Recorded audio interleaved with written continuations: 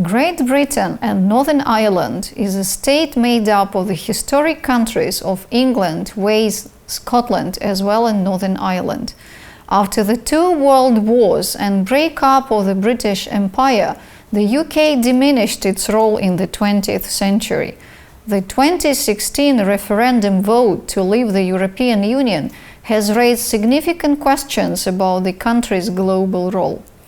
Nonetheless, the United Kingdom has a fascinating history of one of the greatest world empires and remains an economic and military power with great political and cultural influence around the world. As we can see in the illustration, the UK red, white and blue flag called Union Jack combines the crosses of St. George representing England, St. Andrew representing Scotland and St. Patrick representing Ireland. The Welsh flag shows a red dragon on a green and white background. England is the largest part of the United Kingdom. It accounts for 83% of its population and most of its economic activity. Between 927 and 954, the various kingdoms set up by Germanic settlers in the 5th and 6th centuries were finally united into the Kingdom of England. The Norman conquest of 1066 brought in a new ruling class from northern France, which as a result strongly influenced the language, culture, and European choice of the country. England gradually annexed Wales and established authority over Ireland and Scotland. This Kingdom of Ireland had a distinct identity until it was transformed into the United Kingdom of Great Britain in 1707. The establishment of autonomous parliaments in Northern Ireland, Scotland and Wales after 1997 gave those parts of the UK their own political identity. At present, England is the only part directly run by the British government.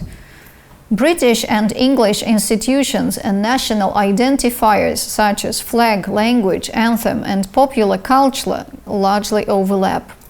As a result, markers of specific English identity, such as the flag of St. George, are often seen as unofficial. At the same time, similar signs of Scottish and Welsh nationhood are sanctioned by the separate institutions of those countries. Scottish and Welsh nationalist movements have long been part of the political mainstream. English nationalism, on the other hand, has often been portrayed as a reaction to non-white immigration and raised lots of political controversy. The areas of English identity which are uncontroversial and comfortable for the nation are culture and sport. England has made a number of major contributions to civilization. Perhaps the English language is the most significant. As a result of the British colonial expansion, trade and the world power status of the United States since 1945, English has become the international second language. English predominates in international diplomacy and has become the main language in science, communications, business and the entertainment industry. It is estimated that more than 1 billion people can speak English at a basic level. Among other cultural achievements, we should mention England's sporting life. Millions of people follow it worldwide, in particular English Football Premier League and the cricket team. There is a popular stereotype of the English national character, which was summed up in the words of Massiama Hay, a Belgian-born historian. He chose the 10 adjectives that best qualify the national character of the English people. Here they are. English are believed to be independent-minded, sometimes to the point of eccentricity. They are polite, critical, both in the positive and negative way, moody, class-conscious. English people actually do look and behave quite distinctly according to their social class. Polarized, practical-minded, entrepreneurial, humorous, often in a sarcastic, ironic or self-deprecating manner. English are believed to be very reserved. Now we're going to speak about Scotland. Scotland is a part of the United Kingdom which occupies the northern third of the island of Great Britain. Its population constitutes 8.3% of the country's general population. Since in 1999 the Scottish Parliament was reconstituted, the country has enjoyed a high degree of autonomy. A referendum on Scottish independence was held in September 2014. The referendum question asked, should Scotland be an independent country? 55% of voters opted to remain as part of the United Kingdom, while 45% favored independence. The referendum was the culmination of a long campaign by nationalists. There are three distinct regions: the Highlands and Islands, a densely populated central belt which includes the main cities of Edinburgh and Glasgow, and the southern uplands bordering England.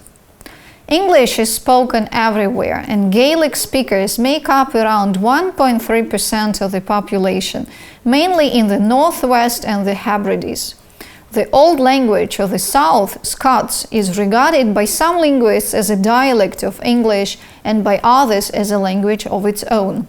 It still heavily influences the usage of Scottish everyday speech. Scottish English is a broad term for the varieties of the English language spoken in Scotland. There is much variation from one part of Scotland to another. The accent of Edinburgh is the one most usually described. Scots is generally but not always spoken by the working classes, while Scottish Standard English is typical of educated middle-class speakers. An interesting fact about the Scottish identity is the prevalence of the red hair. As you can see in this photo, at least 40% of local Scots have the red hair gene in their DNA.